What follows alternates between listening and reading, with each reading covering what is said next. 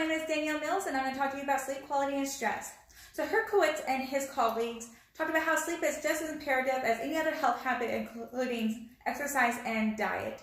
They also explained that it's highly important for cognitive, physical, and emotional health.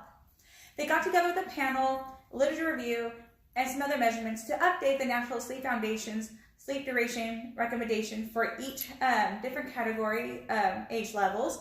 They came out with 2 new age levels, making it 9 total.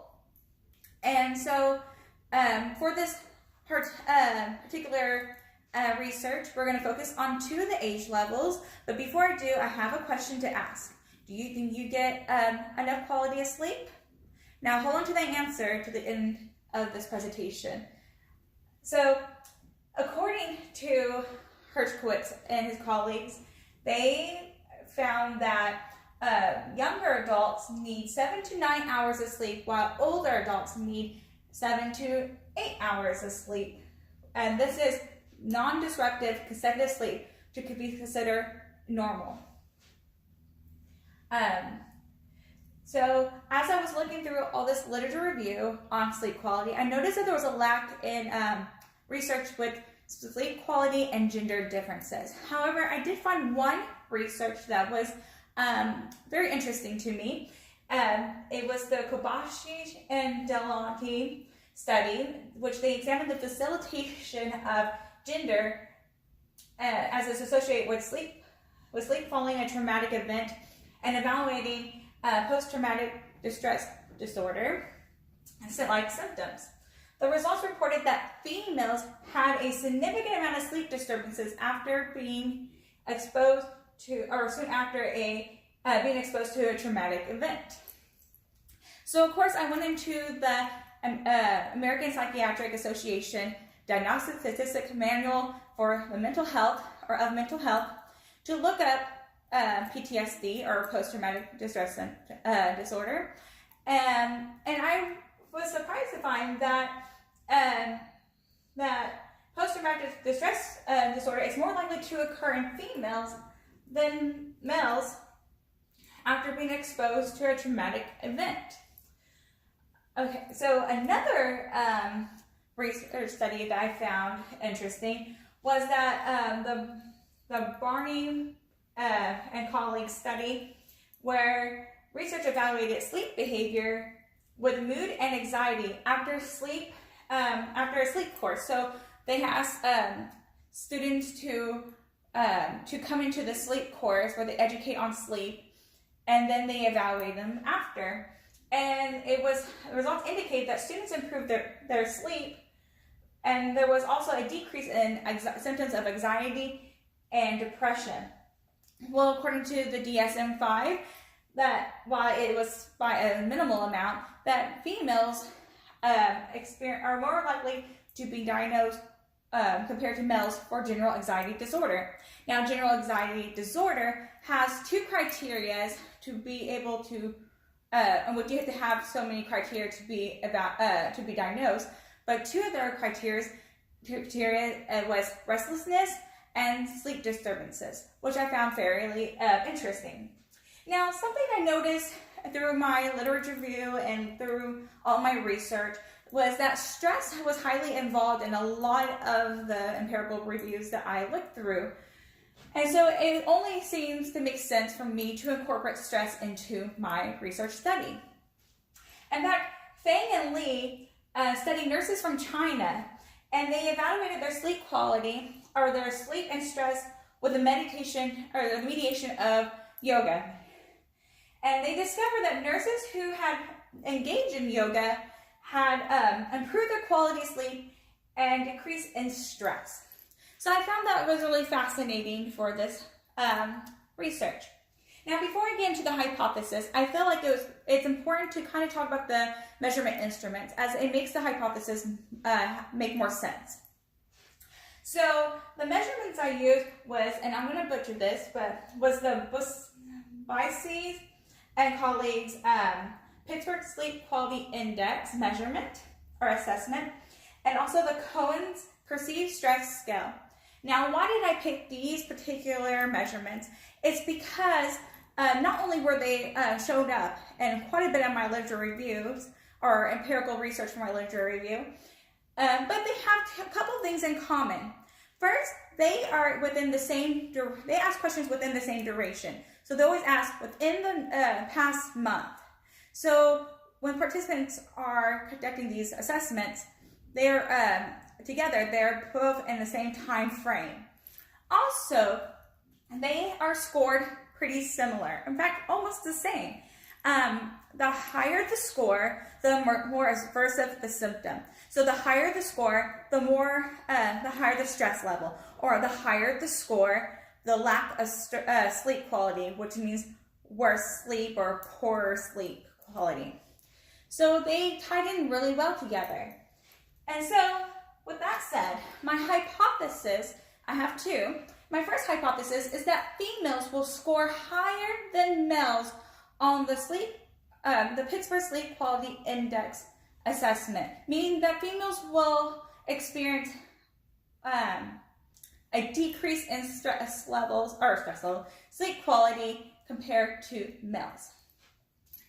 The second hypothesis is that there will be a positive correlation or positive relationship between the perceived stress scale measurement and the Pittsburgh Sleep Quality Index, meaning that when stress levels are high, sleep quality is scores are high, which means that there is worse or decrease in sleep quality. So they move up together. So there will be a positive correlation with those. All right, so how did I get this together or use my methods on this was that I had 82 participants. I obtained these participants by their own will. They all volunteered. I used Google Forms to put both of the measurement instruments along with a demographic assessment together, and I distributed it to the SONA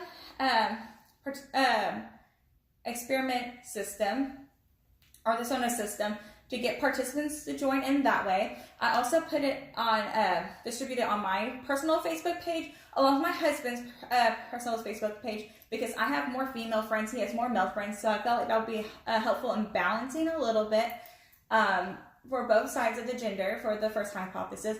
But I also use a third Facebook page, and that is my new community's Facebook page. We are a brand new community. We come from all over different places. So I just asked if anybody would be willing to participate, and I was actually really impressed about how many how much I seen of participants right after I distributed it. So I'm grateful for that, for sure. And so those were how I got my participants. I collected 82 participants. 26 of them were males. That's a 31.7% of my participants. And 56 were females.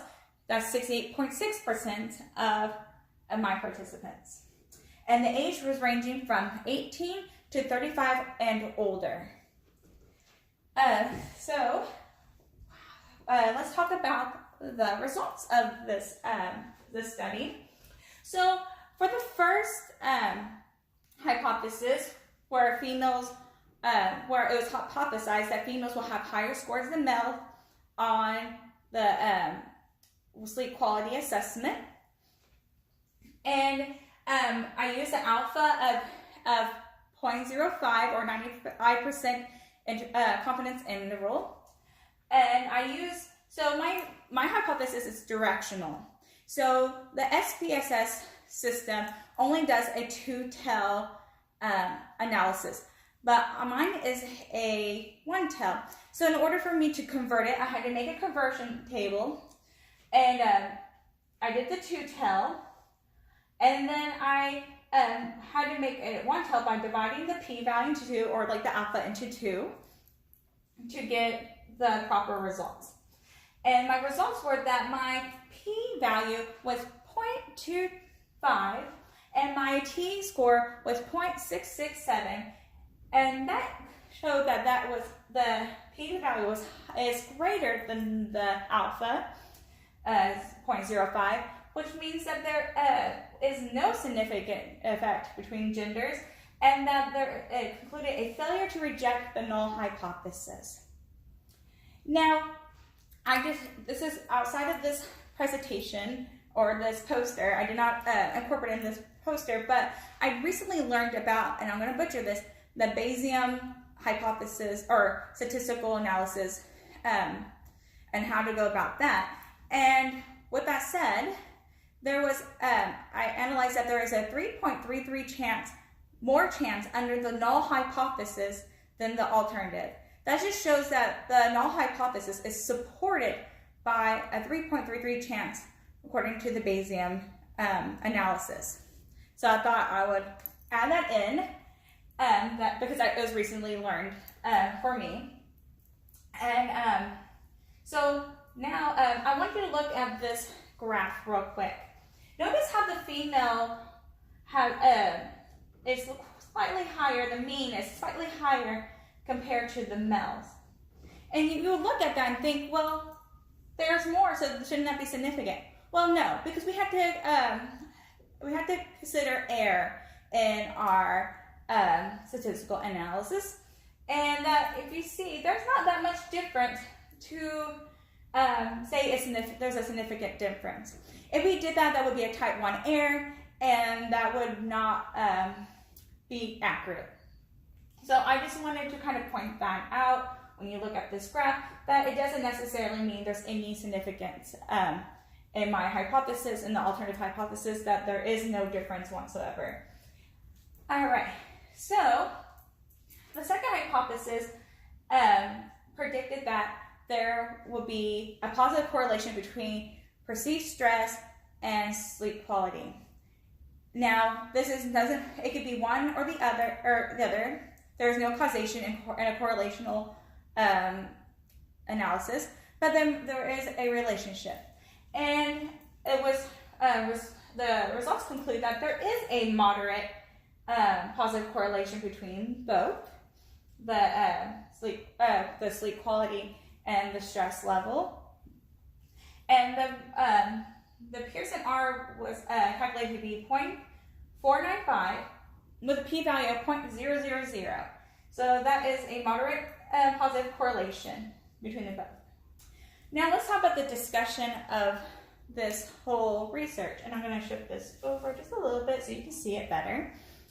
So the results indicated that there is no significant difference between females and males scores for the Pittsburgh Sleep Quality Index assessment or measurement. However, there is a moderate positive correlation between sleep quality and stress levels, right? So these findings may be due to the limited amount of participants. While 82 participants isn't that bad, in the grand scheme of things in the population, it's still not enough. It's still rather small. Also, that something I noticed is that there is an imbalance, kind of a high imbalance between females and males participants. There was quite a bit more female participants than males, and that might have altered the scores or had an impact on the scores as well. Now, something I have found is that the group of 35 and older was higher, the highest amount of age of participants in this study, by almost double than the second highest group, which is the 18 to 21-year-olds, which is 22%. And the 35 and older was 43.9%. So that might suggest that there may be some kind of, or there might be some future research into the maturation of the study, because the study might have some maturation influences. And so future studies should look into different age levels and their sleep quality, along with the different genders in those age groups. Now, another thing I wanted to point out. Now, remember I asked the question earlier, do you think you get enough sleep or enough quality of sleep? Well, according to the Pittsburgh Sleep Quality Index, and the authors that go along with that, they said on their instructions to score that anybody that scores a 5 or higher is indicated as having poor amount of sleep, and might need some intervention, some sleep intervention. Now, I had 82 participants, and 69 of them scored 5 and higher. So that's telling me that there's a lot of people who are not getting enough sleep, good enough quality of sleep. And so that was a concern for me. And that kind of shows me that sleep quality should be very much further research, and that is important for overall health. And so I'm wondering, if you were to take the Pittsburgh Sleep Quality Index, would you score 5 and higher on your assessment?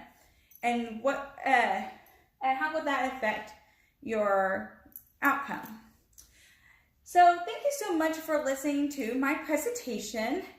I really thoroughly enjoyed this whole experience, and I learned quite a bit about sleep quality, and I will apply it to my own personal quality of sleep, I should say, my sleep patterns, because I think it is very imperative. 69 out of 82 participants having lower quality sleep according to this measurement is quite a lot. So thank you again for listening, and I hope you enjoyed it. Thank you. Bye.